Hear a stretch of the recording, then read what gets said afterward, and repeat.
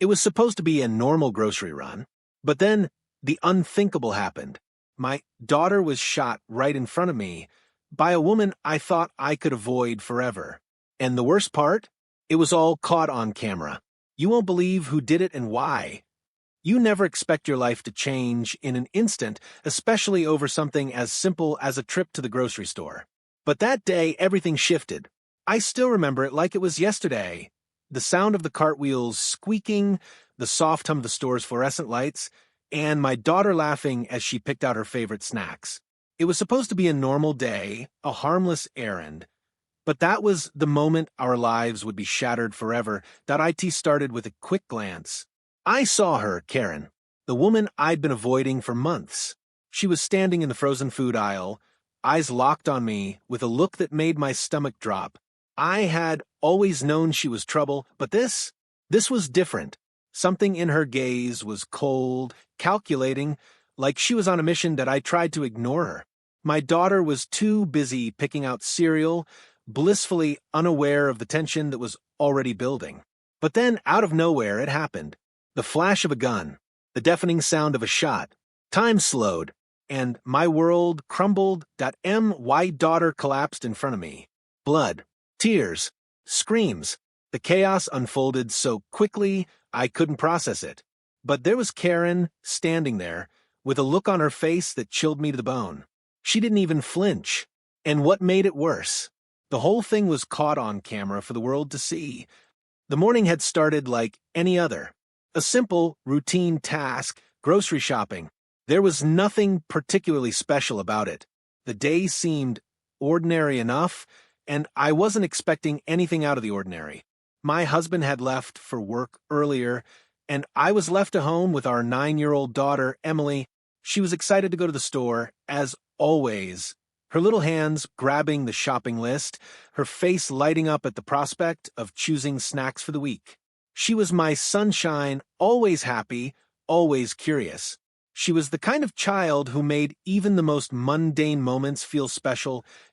As I pulled into the parking lot of the grocery store, I noticed how busy it was for a Wednesday morning. The parking lot was almost full, with cars circling around to find a spot. I pushed the thought aside.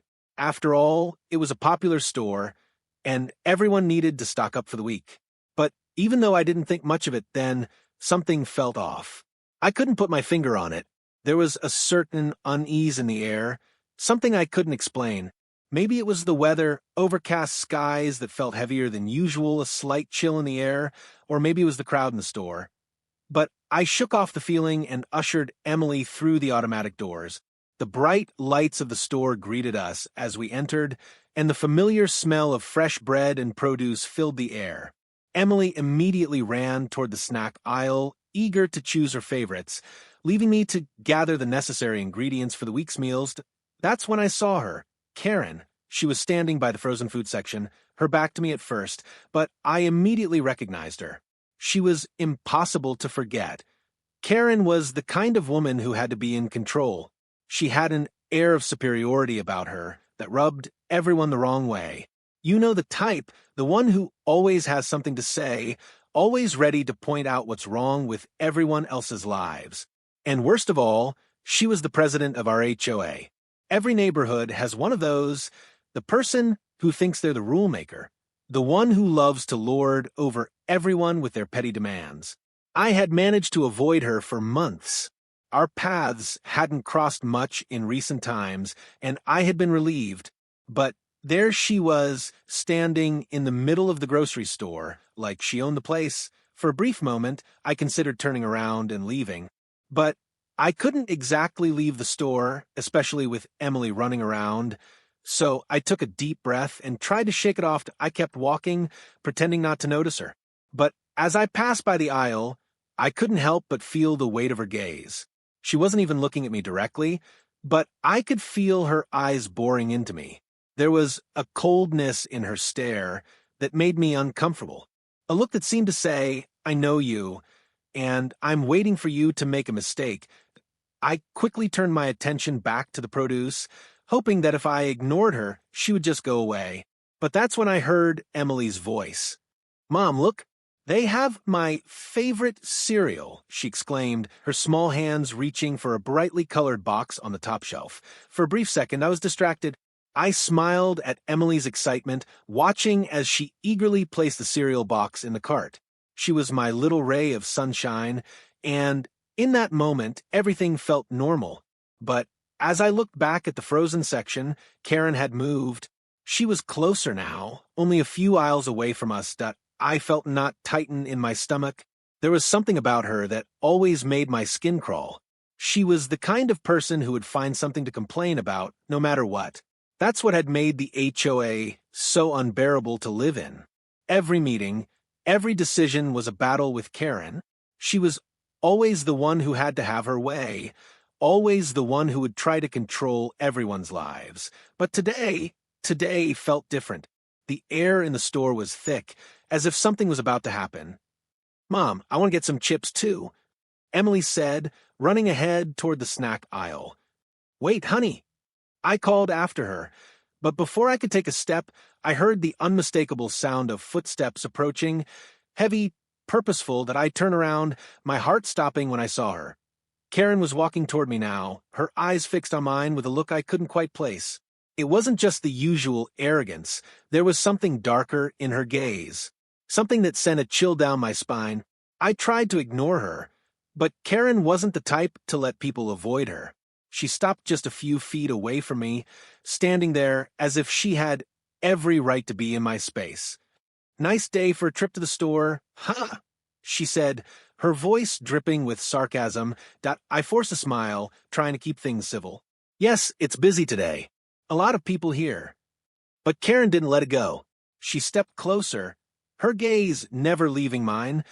"You know," she said, her tone lower now, almost threatening, "you really ought to keep an eye on your kid. You never know what could happen around here." I frowned, confused. "Excuse me?" "You heard me," Karen said, her lips curling into a smirk. "Kids are so careless. They run around like they own the place." I felt my blood pressure rising, but I didn't want to make a scene. I took a deep breath and forced myself to turn away, but I could still feel her eyes on me, like she was waiting for me to snap. Before I could respond, I heard the loud clatter of a can hitting the floor. Emily had knocked over a shelf in the snack aisle, and a dozen cans of soda came rolling toward me. "Emily!" I called out, rushing to her side. But as I bent down to help her, I heard it, the sound of something cold and metallic sliding across the floor.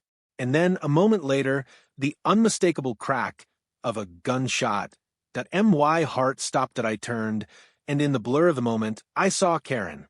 She was standing there with a gun in her hand, and in that split second, everything around me seemed to stop. Emily screamed that I didn't even have time to process what had happened before I was rushing to her side, holding her in my arms. Blood. So much blood. My little girl was bleeding, and the woman responsible was Karen. I barely had time to process the chaos unfolding around me. The moment the gunshot rang out, everything else seemed to blur into the background. My body moved on instinct. I rushed to Emily, my heart pounding in my chest, each beat a painful reminder of how fragile everything was. Emily was lying on the floor, her small body crumpled in a way that no child should ever be. Her hands clutched her side, her wide, terrified eyes locked onto mine as she gasped for breath. Her face, normally full of life, was now pale, ashen even. My world, my everything was right there, broken, bleeding, and terrified. "Emily, baby, look at me." I screamed, my voice cracking with fear. I knelt beside her, pulling her into my arms, trying desperately to stop the bleeding. It was like time was standing still, and in that moment nothing else mattered. The grocery store, the people milling around us, Karen standing there, frozen with that eerie smirk on her face, none of it registered. All that mattered was Emily, and she was hurt. Badly. I could hear the distant sound of people shouting, running in all directions. But I couldn't focus on any of it. All I could do was hold my daughter, trying to stop the blood pouring from her wound, praying that she would be okay. "Mom, it hurts," Emily whispered between gasps, her voice faint, barely audible. She was slipping away from me, and I could feel it. "Don't say that." Don't you dare say that. I sobbed, my hands trembling as I pressed against her wound. But deep down, I knew the severity of the situation. I could feel the warmth of her blood soaking into my clothes, and the weight of her small body in my arms was making my heart sink further with each passing second. Where was help? Why wasn't anyone coming? The store felt like it was frozen in time. The aisles, the shelves, everything stood still, almost in defiance of the horror playing out in the center. It was as if the store had become a theater, with us as the unwilling actors caught in the middle of a tragedy. Through the haze of panic and desperation, I saw the first few figures rushing toward us. Employees, customers. Someone was calling 911, but it felt like they were taking forever. I couldn't wait. Every second counted. Please help her. Help my daughter. I cried, my voice growing hoarse from the panic, rising in my chest. The paramedics arrived minutes later. Though to me it felt like an eternity, they moved quickly, efficiently, their professionalism a sharp contrast to the chaos that had erupted moments before. But even as they worked to stabilize Emily, I couldn't shake the image of Karen. She was still there, standing a few feet away, her gaze cold and impassive. She wasn't even looking at the scene in front of her, at the child she had just shot. She was staring at me, as if I was the one who had done something wrong that I couldn't believe it. I couldn't process it. Karen, the woman who had made my life miserable for years, had just shot my daughter. It wasn't an accident. It wasn't some random act of violence. This was deliberate. The paramedics lifted Emily onto a stretcher and rushed her toward the ambulance. I felt a strange sense of detachment, as if my body was moving on its own. I was following them to the door of the ambulance, but I wasn't really there. My mind kept looping back to that moment in the store. Karen with the gun, the smirk on her face, the coldness in her eyes. How could this have happened? I barely registered the sounds of the police arriving. They had been alerted by the 911 call, and now they were swarming the scene. But everything felt distant, unreal. I could barely form a coherent sentence, let alone answer the questions they were asking. Ma'am, where is the shooter?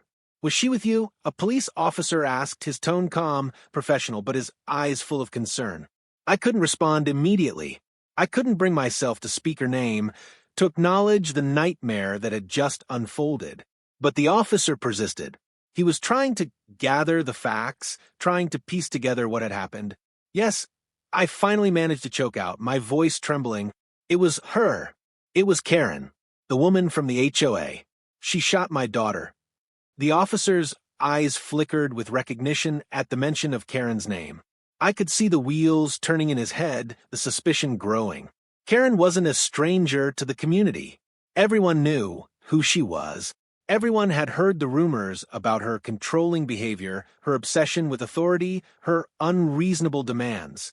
But no one had ever thought she could do something like this. The officer nodded and turned toward the store's security footage. Do you have footage of the incident? He asked, his voice now more urgent. That IT took a few minutes, but the security team had already retrieved the footage from the store's cameras. I was guided to a small room near the entrance where they had a screen set up to view the footage. I could barely bring myself to look, but I knew I had to. I had to see what happened. The footage was clear, too clear. It showed everything in horrifying detail. Karen, standing in the frozen food aisle, looking right at me. The moment I glanced at her, the moment I recognized her, it was all captured. Then the camera followed my movements as I walked toward the snack aisle to check on Emily, the chaos erupting around me as Emily knocked over a shelf, the cans of soda tumbling to the floor. And then the gunshot. The camera caught everything in stark detail. I watched in disbelief as Karen reached into her purse, pulled out a gun, and aimed it directly at Emily. I could see the moment when she fired, her face expressionless, like she had no emotion, no remorse. And then the camera zoomed in on me, my frantic rush to my daughter, and the blood soaking my clothes as I held Emily in my arms. I looked away from the screen, nausea rising in my throat. The truth was right there, laid bare for everyone to see, but it didn't make it any easier to process. Karen had done this. She had done this to my child, and the whole world would now know what kind of monster she was. The officers were already talking to witnesses, trying to piece together more information. But it didn't matter. The evidence was clear. Karen had shot my daughter in cold blood, and now there would be no hiding from the consequences that I was numb, but deep down, a fire was beginning to build inside me. This wasn't just about justice for Emily anymore. This was about standing up to the monster who had caused this pain. This was about making sure Karen couldn't hurt anyone else. The aftermath of the shooting was a blur of hospital visits, police interrogations, and endless paperwork. Emily was rushed to the ER, and I stayed by her side for hours, my mind racing with fear, confusion, and disbelief. They managed to stabilize her, but the doctors weren't sure if the bullet had done irreparable damage. Her little body was covered in bandages, her once vibrant eyes dull with pain. I couldn't leave her. I couldn't even think about leaving her side, not for a second. The world had turned upside down, and all I could focus on was keeping my daughter alive. But somewhere deep within me, there was a gnawing sense of anger, an anger that had been growing ever since the moment I had seen Karen standing there with that gun in her hand. Why had she done it? What could possibly drive someone to harm an innocent child? The police had already started their investigation, and by the time I had settled into a chair beside Emily's bed, I was confronted by two detectives who had come to ask me questions. They were polite, but there was no mistaking the urgency in their tone. "Ma'am," the lead detective said, his voice calm but firm, "we need to know everything about what happened today. Did you have any altercations with this woman, Karen, before the incident?" I nodded, my stomach tightening as the memories of Karen's behavior over the years flooded back. "We've had issues before. She's the president of our HOA. She's always been difficult, controlling, demanding, unreasonable. But I never thought it would come to something like this." The detective raised an eyebrow. "What kind of issues are we talking about?" "She's a bully," I said, my voice trembling with the weight of it all. "She's been harassing neighbors for years, always trying to impose her will on everyone. She's the type of person who thinks she can control everything from how we keep our lawns to how we park our cars. I tried to keep my distance from her, but she made it clear that she wasn't going to leave me alone. And this is the result of her anger and entitlement." The detective jotted down notes, but I could see the wheels turning in his head. He had probably seen this kind of behavior before. But nothing could have prepared anyone for the tragedy that had unfolded that day. "And the gun," he continued, his voice low, "was this something you knew she had access to?" I shook my head. "No, I had no idea. I knew she was a problem, but I never thought she'd actually do something like this. I didn't know she had a gun, let alone that she would use it." The detective exchanged a glance with his partner, who had been silently taking notes. After a brief pause, he looked at me again. "We'll need to speak with some of the other witnesses, but based on the footage and the statements we've collected so far, it seems like Karen was the one who pulled the trigger. We'll need you to identify her at the station once you're able to, but in the meantime, we'll do everything we can to get to the bottom of this." I nodded, my mind spinning. The footage had been undeniable. There was Karen, clear as day, holding the gun and shooting my daughter. But why? What had driven her to this point? As I sat in the waiting room later that evening, my mind kept racing. I couldn't get the image of Karen out of my head. Her cold, emotionless expression when she fired that shot, it haunted me. This wasn't just some random act of violence. This was personal that and the days that followed, the investigation revealed more than I had ever expected. Karen wasn't just a disgruntled HOA president. She was a woman with deep-rooted issues that ran far beyond her obsession with control. The first shock came when the police uncovered her history. It turned out that Karen had been in and out of psychiatric care for years. There were records of counseling sessions, therapy visits, and even a history of violent outbursts. She had been diagnosed with various personality disorders, but no one in the community knew the extent of it. All anyone saw was the woman who ruled the neighborhood with an iron fist, the one who made everyone's life miserable by imposing ridiculous rules and regulations. But the real bombshell came when the police dug deeper into her personal life. Karen had been married twice before, both marriages ending in divorce, each one more bitter than the last. Her ex-husband spoke out during the investigation, revealing that Karen had always been controlling, manipulative, and violent when things didn't go her way. It seemed that her need to dominate others wasn't just a result of her HOA position. It was rooted in a deeper, more troubling part of her personality. As I learned more about Karen's past, a disturbing pattern began to emerge. She had a history of lashing out at those she felt had wronged her, especially when her sense of control was challenged. I couldn't help but wonder if that was what had pushed her to this extreme. The sense that she had lost control over something in her life, and in a twisted act of retaliation, she had chosen to hurt the one person who seemed to represent everything she despised, my daughter. The police continued to gather evidence, but they were hitting a wall. Karen wasn't talking. She had lawyered up immediately after the shooting, and her defense team was working overtime to paint her as the victim. They argued that she had been provoked, that she had acted in self-defense. But the security footage told a different story.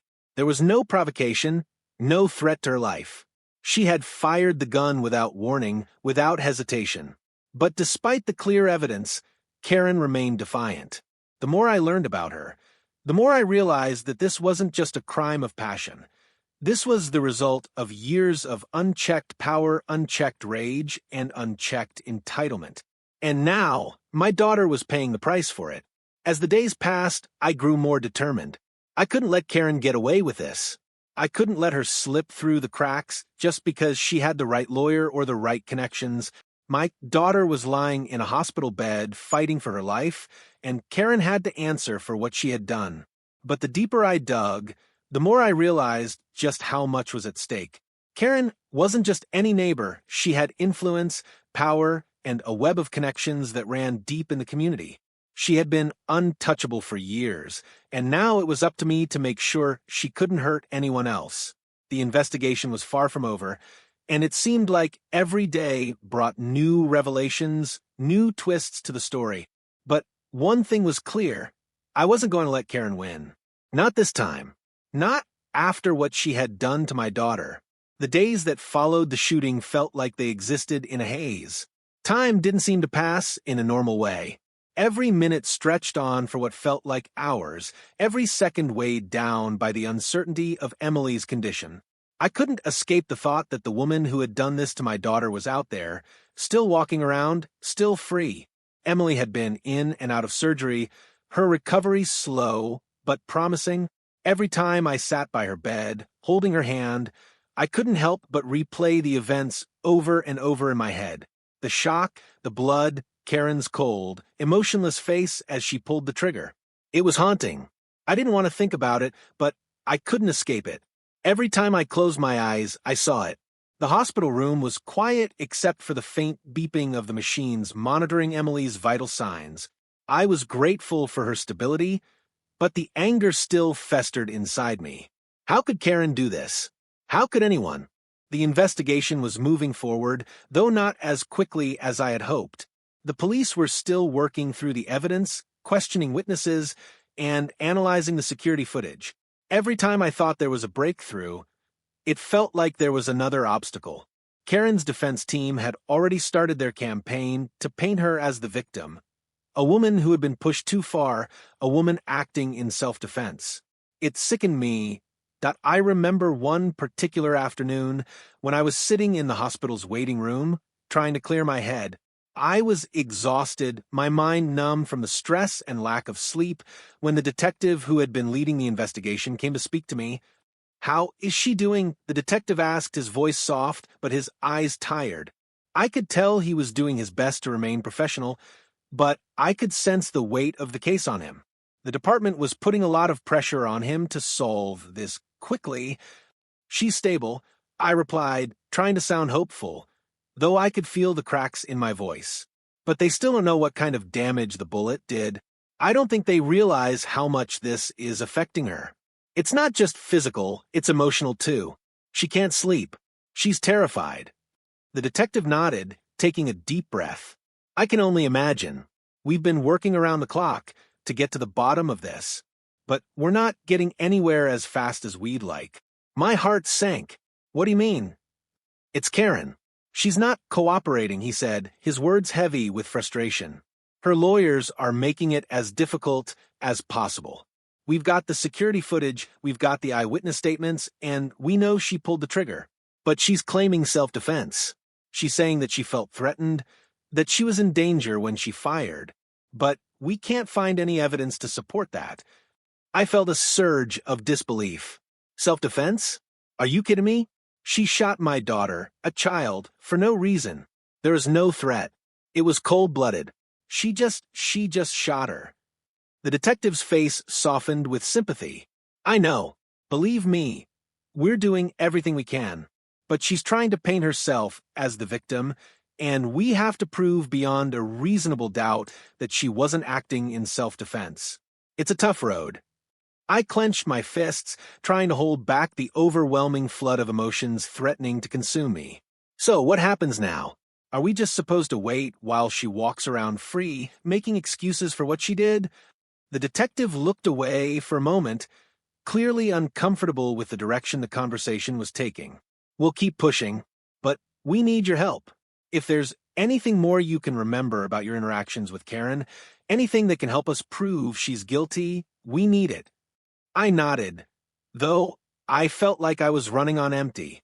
I had spent so many sleepless nights thinking about the moments leading up to the shooting, trying to find a piece of information, some small detail that could crack the case wide open, but nothing came to mind. What was it that made Karen snap? What had she been thinking? As I sat there lost in thought, the door to the waiting room opened. I turned to see Emily's doctor standing in the doorway, his face grim. My heart skipped a beat, and I immediately stood up, anxiety flooding my chest. How is she? I asked, the words coming out more urgently than I intended. The doctor gave me a reassuring smile, but it didn't quite reach his eyes. She's awake now, and she's asking for you. I breathed a sigh of relief, but the weight of the situation was still heavy. I followed him down the sterile hallways to Emily's room, my heart pounding in my chest. When I entered, I saw her lying in the hospital bed, her face pale, but filled with the familiar sweetness I knew so well. She was still my little girl, the one who had once laughed without a care in the world, the one who had always been so full of energy. "Mom," Emily whispered, her voice barely above a breath. "I'm scared." I rushed to her side, taking her hand in mine. "It's okay, honey. I'm right here. You're safe. You're going to be okay." Her eyes were filled with fear, and for the first time since the shooting, I saw her vulnerability. My little girl wasn't the same anymore. She was afraid of something she couldn't name, afraid of the world she once knew. And as much as I tried to comfort her, I knew the truth. We were both terrified, both broken in ways that could never be fixed by a few kind words or a soft touch. The doctors had said that Emily's physical wounds would heal, but I wasn't so sure about her mental scars. How could she move on from this? How could any of us? But there was something more pressing on my mind. Karen had caused this. She was the one responsible. She had turned our world upside down, and no matter how much I wanted to shield Emily from the reality of the situation, I couldn't ignore the truth that IT wasn't just about the pain Emily was feeling. It was about making sure Karen would never hurt anyone else again, that I stayed by Emily's side as she drifted off to sleep, but my thoughts were consumed with the desire for justice. Karen couldn't be allowed to get away with this. Not after everything she had done. The investigation was far from over. In fact, it was just beginning. But now, I was more determined than ever. I wasn't going to let Karen win. Not this time. That IT felt like the walls were closing in on me. The more I learned about Karen, the more disturbed I became. What started as a simple HOA grievance had escalated into something far more sinister. But the investigation was only beginning to scratch the surface. Each piece of information that came to light revealed more layers to Karen's dark side, and with each new detail, I felt a growing sense of unease that IT was clear now that Karen wasn't just a petty, controlling neighbor. She was far more dangerous than I had ever realized. After the shooting, Karen had been arrested, But her legal team had been working tirelessly to create doubt in the public's mind. They painted her as someone who had been pushed to the edge, a woman who had suffered enough, who had been wronged by everyone around her. They had already begun their narrative. Karen was simply protecting herself from an abusive neighborhood, a woman standing her ground against years of disrespect. I could barely contain my disgust. I knew better than to trust her story. Karen wasn't some fragile victim. She was a calculated manipulator who had used the HOA's power to instill fear in everyone she could. I had been one of her many targets, but as much as I hated what she had done to my daughter, I had to admit that there was something more to this than I had anticipated. The deeper I dug into Karen's past, the more I realized that this wasn't an isolated incident. It was part of a disturbing pattern of behavior. One of the first major breakthroughs came when the police discovered Karen's history with firearms. At first, it had been easy to assume that the gun she used in the shooting was an impulsive act. But it quickly became clear that Karen had a history with firearms far beyond anything a casual observer would expect. The police had found several disturbing things during their search of Karen's home. Hidden in a safe were multiple weapons, including the gun she had used in the shooting, as well as others. There was a trail of ownership that led back to a collection of firearms she had obtained over the years, including a semi-automatic pistol that had been registered in her name, though it wasn't something she had ever publicly disclosed. She had been quietly building a small arsenal, all the while presenting herself as a harmless, well-to-do neighbor. It wasn't just the guns that disturbed me. As I read through the reports, I realized there were other, darker signs of Karen's instability.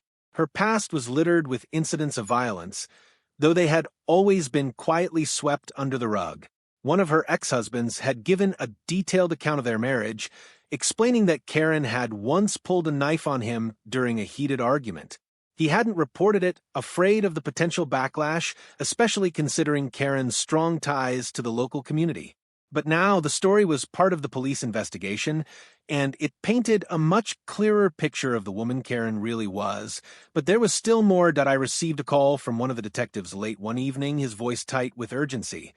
"Listen, we found something else," he said, his tone serious. "We've uncovered some troubling information that goes way beyond the shooting." "What do you mean?" I asked, my heart starting to race. The detective paused before continuing. "We've been looking into her HOA records. You're not going to like what we found. It seems Karen was involved in some shady dealings behind the scenes. She had been using her position as HOA president to manipulate contractors, pushing them to do work at inflated prices. There's evidence that she had been pocketing the difference for years, using her authority to line her own pockets." I couldn't believe it.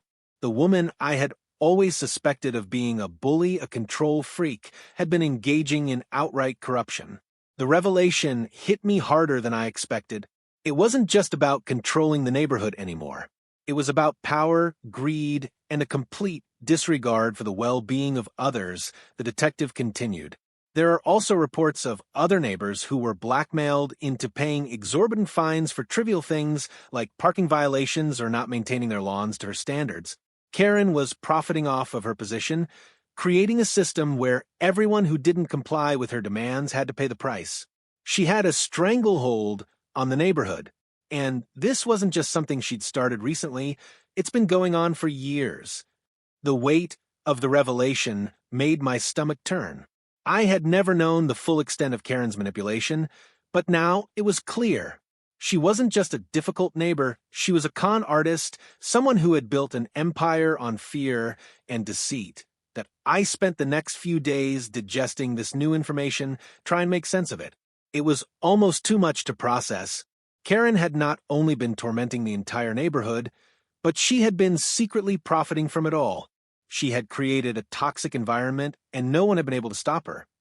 But even as the investigation continued to uncover Karen's wrongdoings, I couldn't shake the nagging feeling that there was still something missing. There was a reason she had shot my daughter, a reason beyond just her need for control. And then I got a tip that a former neighbor had come forward, someone who had lived in the neighborhood years ago but had moved away because of Karen. This woman, who asked to remain anonymous, revealed something that stopped me dead in my tracks. She claimed that Karen had been obsessed with the idea of perfecting the neighborhood to the point where she believed that people who didn't meet her standards or who challenged her authority were an affront to her vision. But the real shock came when she told me about a conversation Karen had once had with her. In the middle of a heated discussion about HOA policies, Karen had admitted something chilling. "If I had to, I'd do anything to make sure this neighborhood is perfect," she'd said, her eyes gleaming with intensity, "even if it means making some people disappear." The words hit me like a slap to the face. It was as if she had been planning her violent outbursts for years, waiting for the right moment to explode. Now it all made sense. Karen hadn't just snapped because of the trivial HOA issues she had been building up to this moment for a long time. She had become so consumed by her need for control and perfection that she had crossed a line, and my daughter had become an unfortunate casualty of her twisted vision. But that didn't change the fact that Karen had to pay for what she had done. She had caused irreparable harm to my family, and I wasn't going to let her walk away from this. The pieces were finally starting to come together. Karen had created a web of lies, manipulation, and corruption that no one had dared to challenge. But now, the truth was coming out, and it was only a matter of time before she would face the consequences of her actions. I was ready, and I wasn't going to let Karen's reign of terror go unpunished. Not now, not ever. As the investigation continued, the evidence against Karen piled up. Her lawyers tried their best to spin the story, making claims that she had acted out of fear and self-defense. But with each new piece of evidence, their arguments seemed weaker. The mounting proof of her past crimes, the countless witnesses who spoke of her manipulation, and the undeniable security footage showing Karen pulling the trigger left little room for doubt. But even as the case seemed to be building toward an inevitable conclusion, Karen remained unyielding. She refused to admit guilt, standing firm in her claim that she had been provoked, that the shooting was a tragic accident. I had watched her on TV, in her interviews and court appearances, trying to present herself as a misunderstood, fragile woman who had simply snapped after years of harassment. It was maddening. Every time I saw her on screen, I was reminded of the chilling moment when I first saw her with a gun, her cold, indifferent expression as she aimed at my daughter. There was no remorse, no hesitation, just a cruel, calculated action. And yet here she was, trying to spin her story, trying to make herself out to be the victim. I couldn't let that stand. The trial date was set, and the courtroom was packed with reporters, neighbors, and curious onlookers. There was a sense of anticipation in the air, but also a heavy sadness that hung over everyone. This wasn't just any trial. This was about the future of our community. This was about ensuring that a woman who had terrorized us all for years would finally be held accountable. As I sat in the courtroom, I could feel the weight of the situation pressing down on me. I glanced at Emily, who was sitting next to me, her face pale and tired from the months of recovery. Her eyes were still haunted by the events of that day, but there was also a flicker of determination in her gaze. She was here in this room because she wanted to see justice done. She wanted to see Karen held responsible for what she had done. And I couldn't let her down. The trial was grueling. Each day, Karen's defense team attempted to poke holes in the evidence, casting doubt on the validity of the footage and the witness testimonies. They tried to paint Karen as a woman driven to the brink of insanity by years of mistreatment, as though that could somehow justify her actions. But with each day, I could feel the tide turning in our favor. The prosecution was relentless, presenting witness after witness, all with compelling accounts of Karen's behavior, the bullying, the manipulation, the intimidation. The jury was slowly being convinced that Karen wasn't just some hapless victim. She was a predator who had taken matters into her own hands. Then came the shocking twist that as the prosecution was preparing to call its final witness, Karen's lawyer stood up unexpectedly, requesting a recess. The judge granted it, and the courtroom fell into an uneasy silence as everyone waited for what was coming next. The tension in the air was palpable. What was Karen's team planning? Had they uncovered something new? When the trial resumed, we learned the truth. Karen had been hiding a secret all along, a secret that would change everything. It was revealed that Karen had been secretly recording conversations with several of the neighbors, including me. She had kept a detailed log of every interaction, every complaint, every disagreement she had with anyone in the community. These recordings, it turned out, contained not just evidence of her manipulations, but of her outright threats against people who crossed her. One of the most damning recordings was a conversation Karen had with one of her former HOA board members. In it, she openly talked about how she would deal with anyone who dared challenge her authority. She said, and I quote, "I don't care who I have to step on to get what I want. If I need to destroy someone to make my vision a reality, I will." The recording was shocking, and it painted Karen in an even darker light than we had imagined. The defense team's attempt to present her as a fragile, misunderstood woman crumbled in the face of this evidence. Karen's own words, spoken in private, exposed the true depth of her entitlement, her anger, and her willingness to destroy anyone who got in her way. The entire courtroom was in disbelief as the tape played. I looked over at Karen, who had been sitting calmly until that moment, her face drained of color, and I saw a flicker of panic in her eyes. For the first time during the trial, she seemed uncertain, as though the walls were finally closing in on her. She had underestimated just how much the prosecution had uncovered. When the tape ended, the judge called for a brief recess. Karen's lawyers scrambled to regroup, but it was too late. The damage had been done. The jury could no longer ignore the truth. The defense had lost its final argument. The next few days were filled with closing statements, but it was clear that the case was all but decided. The jury deliberated for less than a day before returning with a verdict. Guilty. Karen was found guilty of attempted murder, assault with a deadly weapon, and several counts of corruption. The shockwaves of the verdict spread throughout the community, and I felt a strange sense of relief wash over me. It wasn't just about the legal victory. It was about the closure, the justice we had fought so hard for. As Karen was led away in handcuffs, I felt a sense of finality. She was no longer a threat to us, to our community.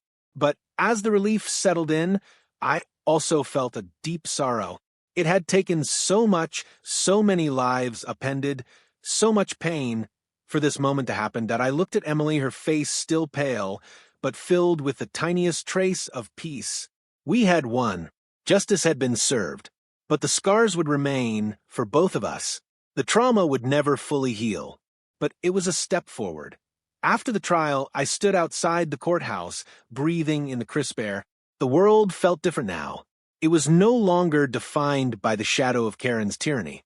It was defined by the power of truth, the strength of the human spirit, and the unshakable bond between a mother and her child. In the end, we had not only defeated Karen, we had reclaimed our lives.